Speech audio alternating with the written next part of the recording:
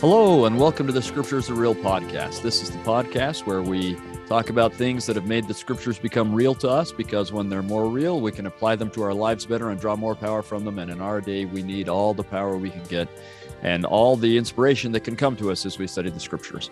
I'm your host, Kerry Muhlstein, and I'm so happy to have back with me one of my favorite people, Shon Hopkin, who's my department chair and teaches here at Ancient Scripture at BYU.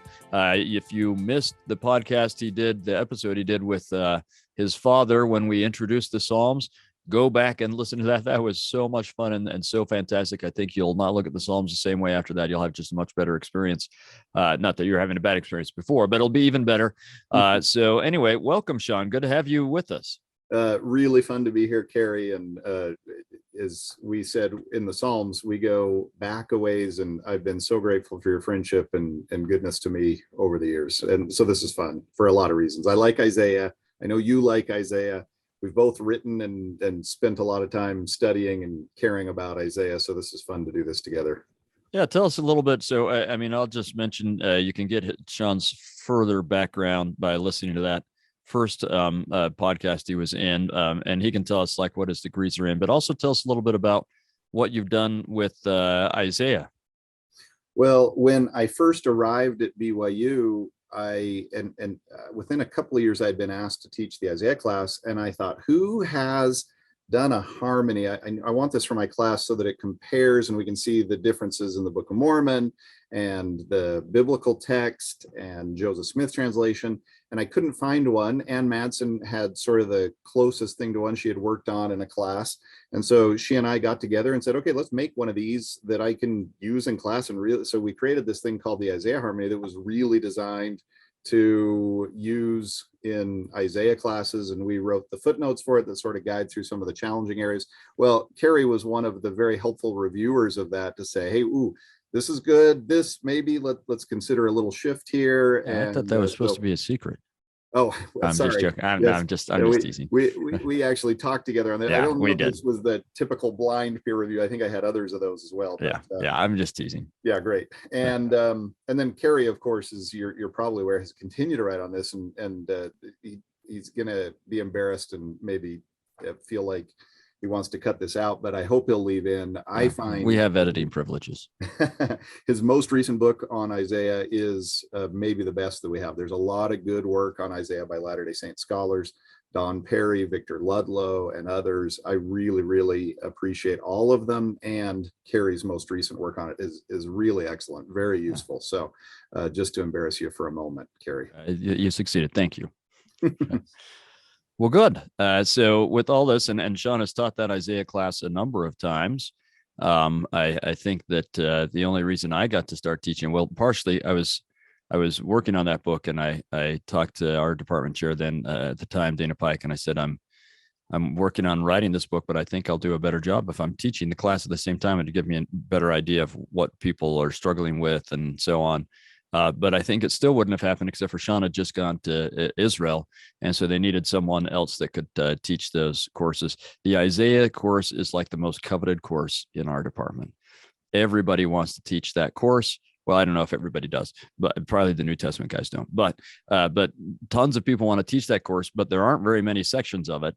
And once you start teaching, you kind of get slotted into that, and it's hard to break into. So I had been waiting for a number of years. I'd gotten senior enough. I thought maybe I had a bit of a chance if I could find the right moment. And Shon taking a break and me working on it was the right moment. And now I'm kind of the senior teacher of Isaiah, because Shon's a department chair and doesn't get to teach very much. So it's kind of nice for me to be. That doesn't mean that no one else should ever teach it. And I think we're having some new people teach it right now. Well, Josh, who has just visited with us about Isaiah a little while ago, I think is teaching it coming up and so on. So we have lots of new teachers, but I am thrilled to be able to teach that course. It's so much fun to go through Isaiah with the students, but Shon's been doing it for longer than I have. It is a lot of fun, and you get really students, as you might imagine, you don't sign up for an Isaiah class because you just want to find the easiest religion class around. And so you tend to get very dedicated gospel learners in that class, and it's really satisfying to explore the words of Isaiah together. So, yeah. And so that's now the entire church. The entire church really wants to understand Isaiah, because we're hitting it for a number of weeks here in Come Follow Me, and we're almost done with it. And I hope that everyone is having a great experience, and Shon's just going to make it even better. So take us where you want to go, Shon.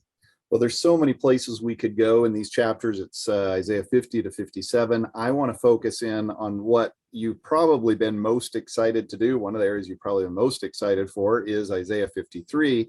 And we spend a lot of time with it as Latter-day Saints. And so I don't know that we'll do sort of a verse by verse run, as powerful as that will be as you study it.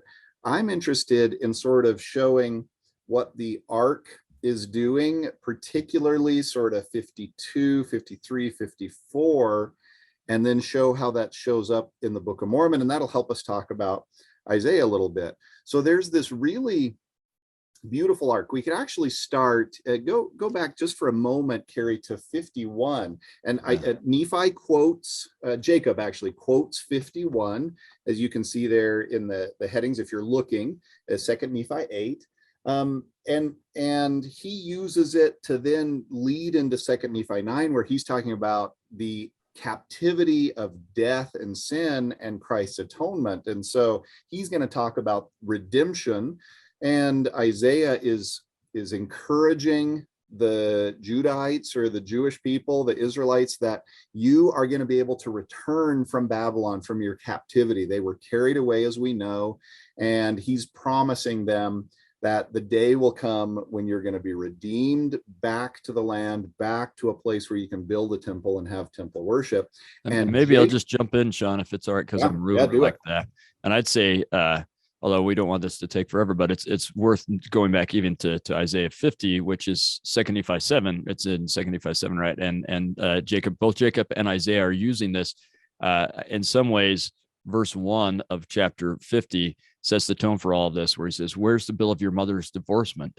Or to whom have I sold you? And his point is, I haven't sold you. I haven't gotten rid of you. So all this other stuff he's going to have about the servant and the suffering and all this stuff is in this context of, I know you feel abandoned, and there are times where there's suffering, but I'm here for you. And that's kind of the beginning of that arc in many ways, I think. So sorry to jump in there, but keep us going. No, that's great. And beautifully said. And the way Kerry has talked about that, of course, resonates. Those of us who at times, and probably all of us at times, feel like, wow, I thought I was, everything was sailing along well, and now I feel like one of maybe the forgotten ones, or like I'm on the outside of God's plan, and God's plan is for everybody else but not for me, and I'm a forgotten one, so to speak. And he's saying, no, we are married, so to speak. We're in a covenant relationship, and I have not gotten rid of you.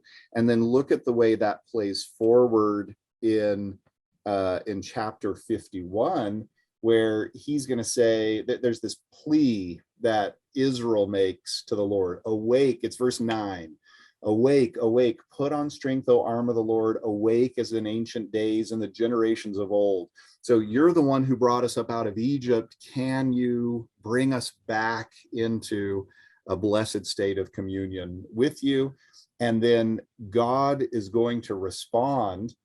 Look at verse 21. Therefore, hear now this, thou afflicted and drunken, but not with wine. You're drunk, so to speak, with affliction, with sorrow, with suffering.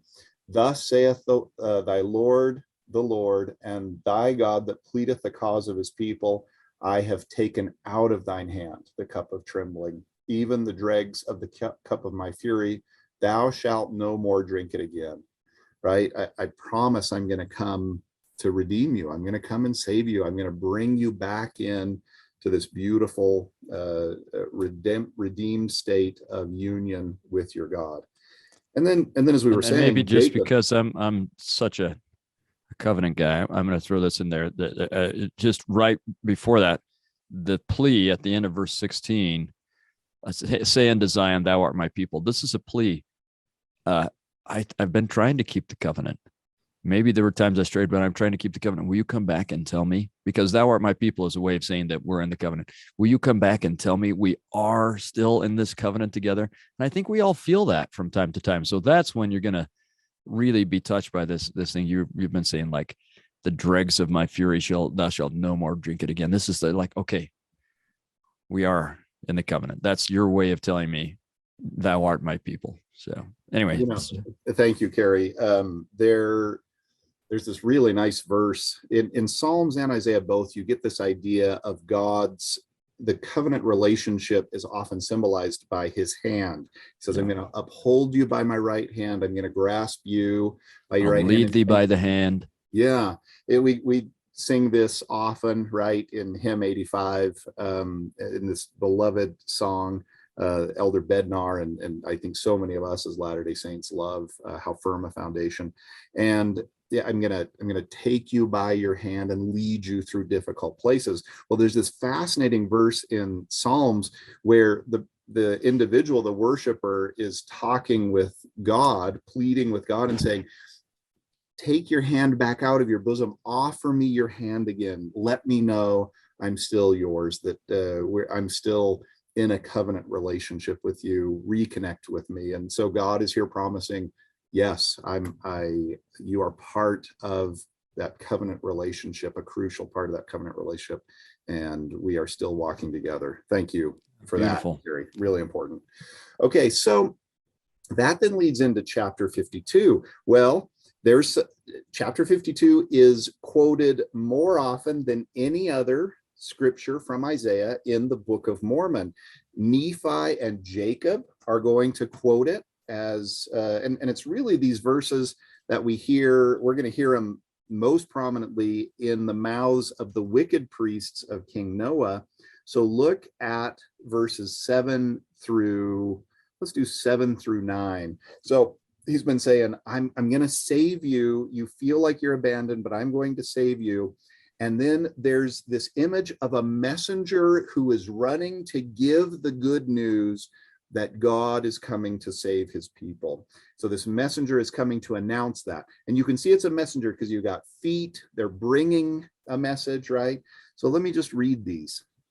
How beautiful upon the mountains. And I want you to think, if any of you have been to Jerusalem before, and if not, just look at the photos and enjoy the maps of the Mount of Olives and someone coming up over the Mount of Olives in sight of the Holy Mount or the Temple Mount. And then the Temple Mount, the Holy Mount, is another space there anciently where Solomon's temple would have been. How beautiful upon the mountains are the feet of him that bringeth good tidings. Now, if we put that from Hebrew into Greek, then that's the gospel. That's the evangelion, right? That's the good news, the good message that publisheth peace, that bringeth good tidings of good, that publisheth salvation, that saith unto Zion, thy God reigneth. Look at verse 8, thy watchmen. So they're watching for what's going on from a distance. You can think of that prophetic role as a watchman on a tower. Thy watchmen shall lift up the voice, with the voice together shall they sing. They shall see eye to eye when the Lord shall bring again Zion. Break forth into joy, sing ye together. So there's these messengers who are coming, and they're announcing God is going to redeem his people. Well, Nephi and Jacob, Jacob talks a lot about the atonement of Christ and redemption from death and sin. Nephi talks about latter days and how Zion will be redeemed in the last days, and the Gentiles, and this is all very Isaianic, right? The Gentiles are going to carry the Israelites upon their shoulders, and the covenant's all going to be restored. His own people are going to be helped in the last days. So this has been really important for Nephite prophets. Well, then lo and behold, it shows up, and we're most familiar with it, most Latter-day Saints, in the mouths of King Noah's priests. So when Abinadi shows up, they use this against him. And we sort of think, oh, they're just using, why are you such a negative guy? Look, you're supposed to be a joyful guy. But I would suggest, it's been suggested by others, Dan Belknap, Frank Judd, a number of other Book of Mormon scholars, that this is part of their psyche, that they believe they really do have this right. They see themselves potentially as the people, if you remember, they returned from Zarahemla back to the land of Nephi. So Mosiah the First had fled with the righteous to Zarahemla, and now there's this sort of zealous, maybe overzealous group that's like, no, we got to return and redeem the land. We're going back where that original temple was, and they do it. They come back, they rebuild the temple. They build, using very Isaianic language, a wine tower, a watchtower, sorry, a wine press, a watchtower, they defeat the enemies, the Lamanites, and they have space and power amongst them, and that they probably saw themselves really as fulfilling this. Hey, no, we are the people, we're the redeemed ones. And so Abinadi, you're a false prophet, because Isaiah is praising us and you are critiquing us, right? And so they turn this upside down, as we often do in our lives. We take things and say, well, look, I look at all the blessings I have, I must be doing what's right. And that's the reverse of what God is trying to accomplish, right? With this idea of, if you're obedient, then I will bless you. As humans, we often turn that upside down and say, look, I've got these things, therefore I know that God approves of me. And Abinadi is like, nope, that's not how that works. That is not how that works. That's good. Kerry, you want to interject anything? No, this is great. Just keep it going. Well, so Abinadi says, well, you've forgotten about morality, right? About covenant morality. And so he leads them through the 10 commandments. And you could even read this Abinadi narrative and the story of Noah and his people as demonstrating point by point how they've broken every single one of those 10 commandments. And so he's hitting them where they live. He says, okay, fine, but you can't be this people if you're not following God's law. And then look how brilliant Abinadi is. He says, well, there's something else I want to point out. Turn the page, if we're talking in modern language. Well, just turn the page. You've quoted from 52, 7 through 9. But what is this good news that the messengers bring? Well, it's announced in Isaiah 53. It's announced by this suffering one who will be cursed and rejected and despised by the people, but who will triumph, and out of whose offering will spring forth the bounteous good and goodness and blessings of Isaiah 54 and Isaiah 55. And so there's a story arc here in Isaiah that they have missed the central portion of it, which is Isaiah 53. And restoring it, as Abinadi does, into the correct place, they don't like that very much. And of course, Abinadi doesn't survive very much longer after he shows that, right? But it's really powerful what he does. And there are some really, I mean, that's just brilliant. And maybe I'll add just a couple other, I think, really fun things. Again, as you said, they feel like we're the covenant people in the covenant place. We're good. And Isaiah is reminding them it's not just about having made a covenant, it's about keeping it, right? And so often that seems to be the case with ancient Israel, or apparently these people in the Book of Mormon, that we're in the covenant, good to go, right? We got baptized, that's it. And so we have to ask ourselves in what ways we do that. We may not do it the same way, but we are probably doing that in some way, like, yeah, I made the covenant, I'm good to go. Whereas he's going to talk about what it really means to keep the covenant. And of course, he's going to focus that on Christ. But he doesn't just focus it on Christ, as neither does Isaiah. For Isaiah, this servant theme that is all over in this second part of Isaiah, but really started in about chapter 50, and we get it going really powerfully through 53 and so on. The servant is certainly Christ, but it's also Israel, and it's anyone who is sharing the gospel. And Abinadi emphasizes that, right? Anyone who helps someone come into Christ, they're an interpretation of this. But interestingly, I think that they see, I don't know if he is intending this, probably, but maybe not. But my guess is, and I'm just reading into the priest's minds here, but they've got a guy in front of them whom they are persecuting and who they have in chains. And he's telling them that God sends someone to the people to save them, and the people will persecute them and do all these terrible things to them. And it seems, if I were the priest, I'd be like, hey, he's talking about us doing this to him. Right. And I think it is a fulfillment of it. It's not the primary fulfillment. Christ is the primary fulfillment, but it's an important fulfillment. And I think it makes them all the more upset. And that's going to happen, I would guess, any number of times, but this is the time we're reading about. Yeah, that's really great. And let's just pause for a moment and sort of spend another moment on what you were referring to, and that is, who is the identity of the servant? Yeah. And it's clear in other places that there's one time when he's talking about the servant and he says, "Oh, Israel," right? Yeah, I think it's twice. It's the only time he identifies who the servant is, and both times it's Israel. Right. And so this has been a subject of debate, maybe between many Jewish and Christian readers. Well, is this referring to Christ or not?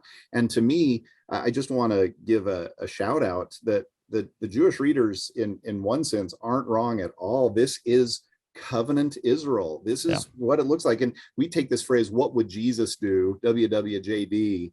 And let's understand that a little bit differently, that Christ's life, his suffering, his atoning sacrifice, and then his subsequent triumph in his covenant relationship with the Father helps us understand our own Israelite experience, that it's not just that everything is rosy all the time when you sacrifice to keep covenants. There is some, and when you're trying to help others, there's real sacrifice. There is at times real suffering, but God promises we will come through that triumphantly. And why do we come through it triumphantly? Because the Israelite par excellence, the Messiah, the fulfillment, the example of the perfect Israelite, has shown us how the way, and he's broken the bands of our inability to do so. And so all of Israel, as Kerry, I've heard you do this a couple of times and I love it. This is us. And let's not lose sight of the most important, that the reason it can be us is because it's Christ, right? It's Israel, and Christ is the example of that. I could not agree more. And there's a beautiful aspect of that not only do you see, so you can see Isaiah is a fulfillment of this. There are times where it's clear Joseph Smith is a fulfillment of this. As we just said, I think Abinadi is. There are all sorts of people who are fulfillments of this. Some of them were fulfillments of it before the prophecy was given, right? Abraham and Israel are probably, Jacob are probably fulfillments of this, with the primary one being Christ. But then it's Israel as a whole, and it's each Israelite individual. So as we each, as an Israelite, as a covenant keeper, are trying to bring forth or do God's will, there will be suffering. And as you said, there's the beautiful promise that we will eventually be delivered, but there's also embedded in it a promise that we will do good as we are serving God. It may entail suffering. It may not look like we're succeeding, but success will come and deliverance will come. So it's not only that we'll be delivered from the suffering, but that the suffering will have brought about something. And it's clear in a number of places in these Isaiah chapters that talk about the servant that one of the primary things that the servants do and their suffering brings forth is it brings forth light to those who are in need of light, which of course Christ does more than anyone else, but we do as well, right? So this teaches us that we as covenant holders are supposed to be mirrors of, or shadows or types of Christ. We're supposed to do our part in bringing deliverance to people. And that's an exciting thing. It's really fun to do this with Kerry. You can tell both of us, it matters to us that these aren't just these academic kinds of concepts, but what does this mean in my life? What does this mean in your life? What does it mean in our students' lives? Yeah. And I would just a shout out to our Jewish friends. Nobody knows better than they do about the challenges and the suffering that comes to a people who is trying to maintain their loyalty to God and God's name and be a light to the nations. And they are not wrong in the way that they interpret this. In fact, the way they interpret it has much to commend itself to us as Christians, who of course most importantly see Christ as the ultimate fulfillment of these things. But I so agree that think of the light that we have. Nephi talks about it. Think of the light that we have because of the gospel that's been preserved to us by the covenant people, specifically the Jews. They are fantastic fulfillment of this. And I hope that as modern day Israel, we are as well. So I gotta just dig in a little bit more with what Kerry was doing as well. Look at sorry this. If I got in your way. Sorry. No, not at all. No, in fact, go back there to the very last verse of Isaiah 52 and what you were saying about Abinadi now prophesying. So he doesn't quote verse 15, but they would have known verse 15. So he sort of passes over this maybe even politely. I don't know. I don't see Abinadi trying to be too polite here, but look at this. So shall he sprinkle. There's a JST there that talks about gathering, but you can think of sort of the blood offering, right? Animal offering and atoning sacrifice thing. So shall he sprinkle many nations. The king shall shut their mouths at him.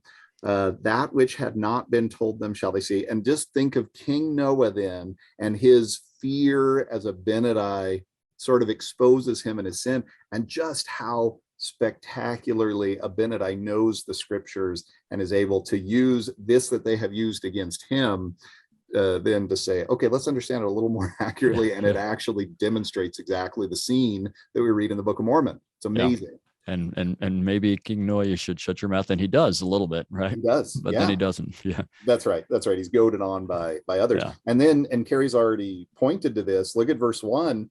So the messengers have now arrived, but their message isn't fully believed. People don't believe that the time of redemption has come. So if you're thinking of that as Isaiah is talking about it, verse 1, who has believed our report, and to whom is the arm of the Lord revealed? And when he talks about what this is going to look like, then he's saying people aren't prepared to believe this. And if then, of course, you can see Abinadi quoting this, who I'm going to tell you, I'm a prophetic messenger. Are you going to believe my report? And obviously they don't, because then, as Kerry beautifully demonstrated, so this messianic figure here is going to die. His life is going to be cut short. And in similitude of that, Abinadi, an Israelite, right? His life is going to be cut short. Just amazing. And yet good comes out of it. The Book of Mormon is better than we thought, I guess, is one of the points here. Yeah. And its use of Isaiah is powerful. That's good stuff. It's amazing. And in just a moment, or in a few moments, when we sort of move into Isaiah 54, we'll talk a little bit about how Christ uses these when it comes to the Nephites. And there's even more that could be said here, and that we will say about how powerful the Book of Mormon's use of Isaiah is. So I'd like to, before we go, and I don't want to keep going, spending too much time, but I'd just like to get this. Actually, I thought I'd love critique on this from you. Yeah. When we get to this, socially sprinkle many nations, and you're right. So we've got JST that talks about gathering, and the wonderful. So the thing I love about Isaiah is, I think most often more than one meaning is intended. And Joseph Smith seems to be adding to that a little bit. So you've got the gathering, you've got the sprinkling of the blood, and so on. But I also have in my mind this image that these servants, Israelites, are sprinkled among the nations. And that's actually what makes it possible for the gathering to happen. I have never seen that before, Kerry. But it seems like that's how the gathering happens, is because they're sprinkled everywhere. Then they're gathered and they bring everyone with them. So I don't know about your thoughts on that. But. Well, I love that. So you got the blood of Christ, of course, that is sprinkled, the blood of the suffering one that is sprinkled, that atones for sin and allows us to come back into this covenant relationship and for that to be redeemed. But then the blood of Israel being spread or sprinkled, as the scriptures often say, throughout the nations. That then, so Christ's atoning blood is the power behind it, but the method is the covenant house of Israel, the scattering and gathering, as President Nelson loves to talk about. And what a joyous thing it is for us as Old Testament scholars, by the way, to be led by President Nelson, who so clearly understands these messages and is keeping them present in the latter days, these ancient messages before our eyes.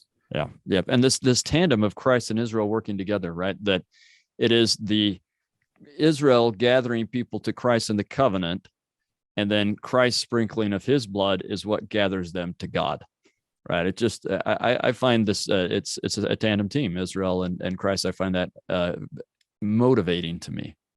Kerry, I hope you leave this in the podcast, our little side discussion here, because that's a beautiful concept. That's really nice. Okay, you wanted to move on to 54, or did you have some more in 53? Well, maybe I'll just say a couple of things about Isaiah 53. There is so much. We could spend hours on Isaiah 53.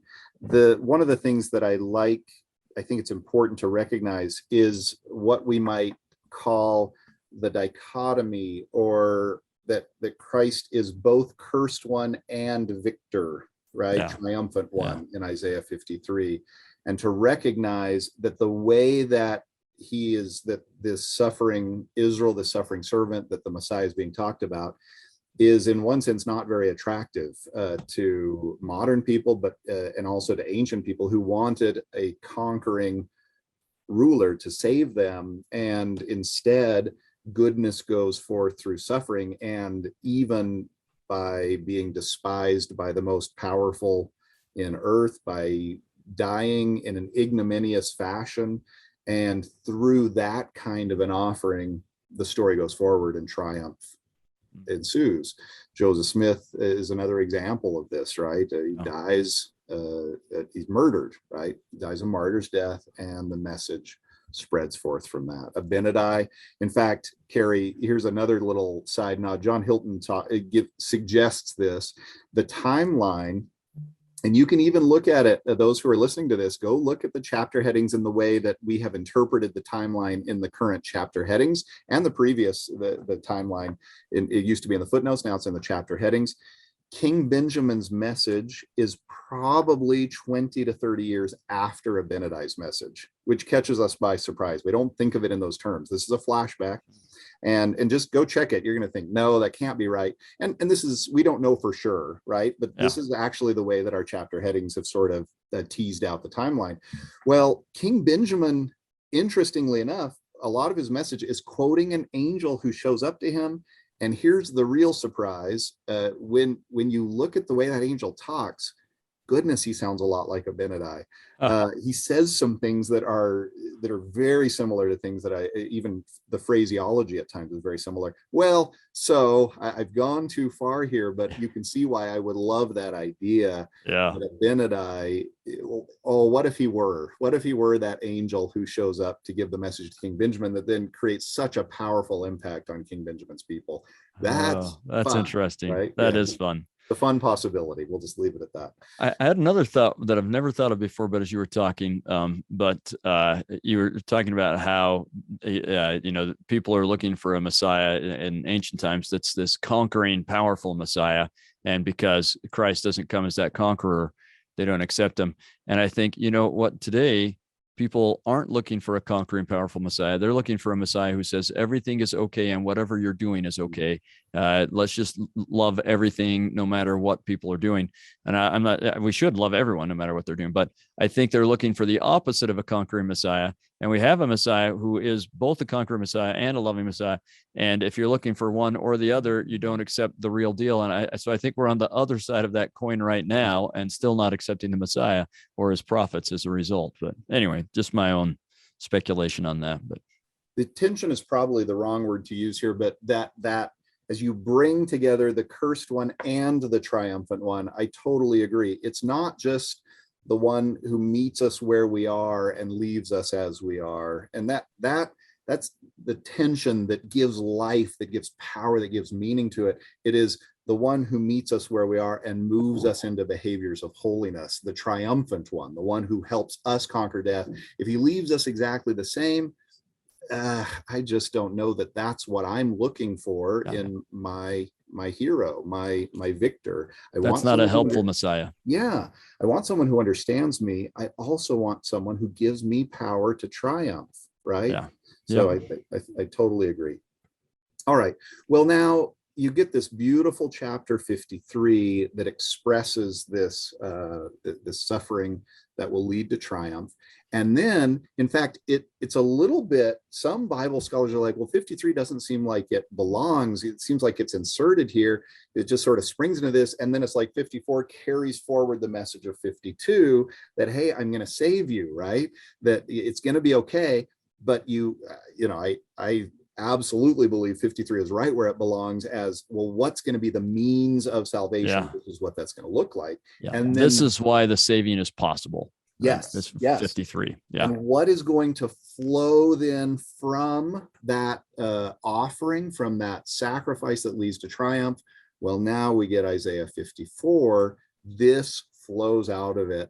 Sing, O barren, thou that didst not bear, break forth into singing. This is chapter 54, verse 1. Cry aloud.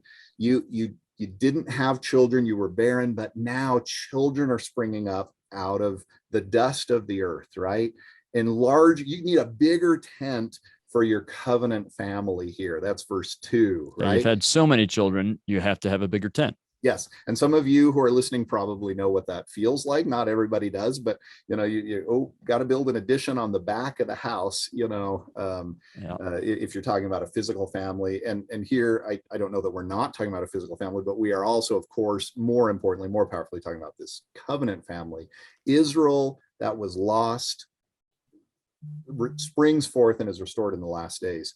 And of course, for Jewish readers, for modern Israelis who live in the state of Israel, and of course, politically speaking, these are all, these are all very human kinds of organizations, but they also look around at the gathering of the Jews in the last days, and they're like, this came out of nowhere. How could this have happened? This is miraculous, right?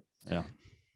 So back to this though, and I want to now point for just a moment, when Christ comes to the Nephites, it's sort of fascinating.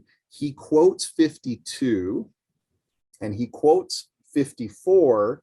He doesn't say anything about 53. No. So how blessed are these messengers? And then look what's going to spring forth. And by the way, Christ shows up, and then guess what happens? Fourth Nephi happens, where they recognize Isaiah 53. And I guess the point I want to make is Christ is Isaiah 53. He's standing in front of them. He's saying, feel the wounds in my hands and my feet. He exemplifies and models the power that comes. And they come and are connected with him and are blessed by his love and by knowing him. They have been trying for hundreds of years to be good and faithful.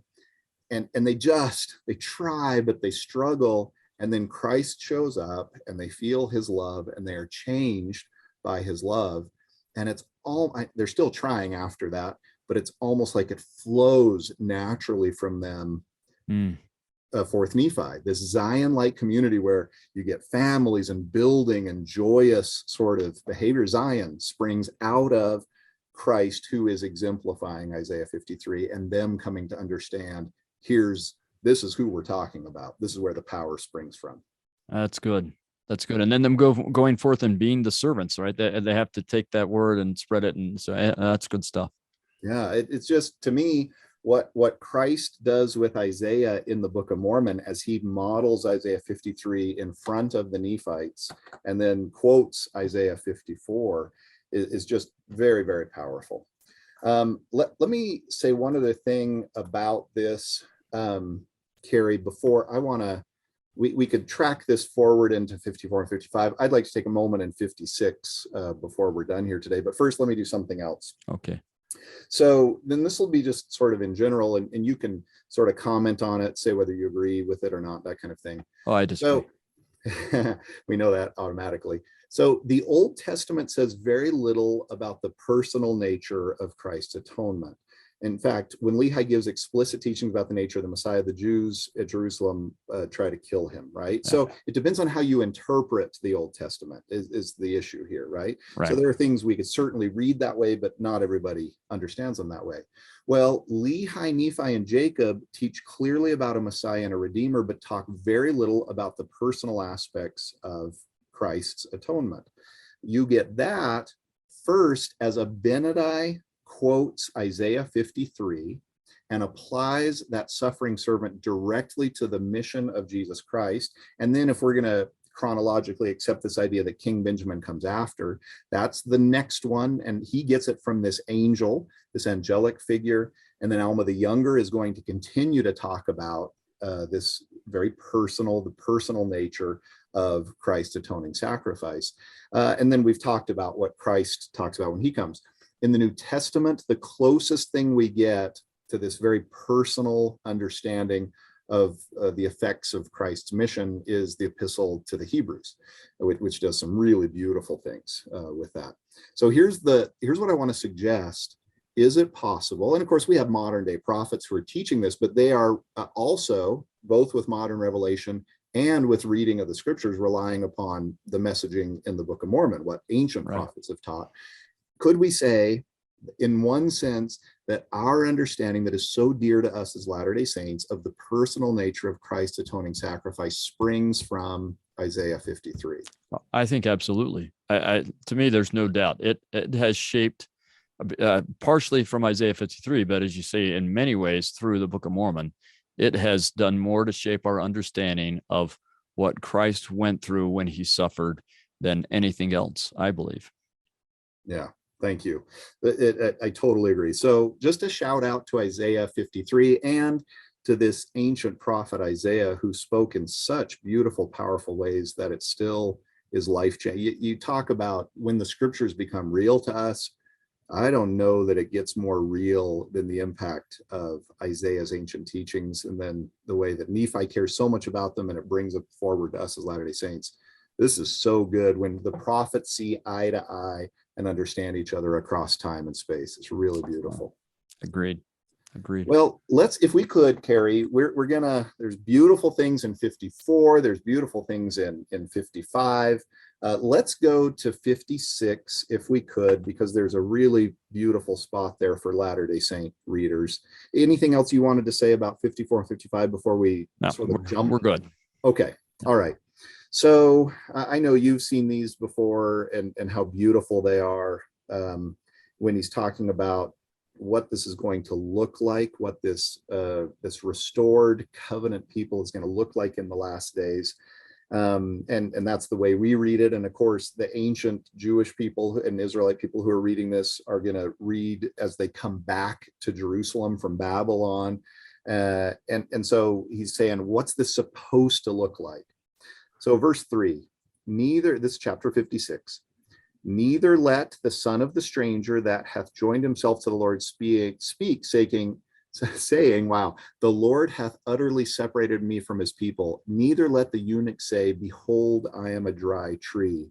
So those who feel on the outside of temple blessings, come in, we are bringing you in. Now, this isn't, you have to hold fast to the covenant and the covenant principles, and that's very clear in verse 4. Thus saith the Lord unto the eunuchs that keep my Sabbaths and choose the things that please me. So not the things that please us, but the things that please the Lord, and take hold of my covenant. And we've talked a little bit about this idea of the covenant hand, God bringing us into relationship with him. Take hold of my covenant, take hold of my hand. If you want to come in, don't think you're on the outside of this thing. You are part of this story. Verse 5. And maybe before you go on, to just kind of highlight how much they would think they're outside of this thing. Good. Eunuchs are not allowed to participate in, and also a number of other people with what the Bible would call a deformity. Are not allowed to participate in rituals, and the strangers, the non-Israelite, is not allowed either. And so these are people who typically would be not necessarily spiritually, but from a ritual standpoint, they are outside.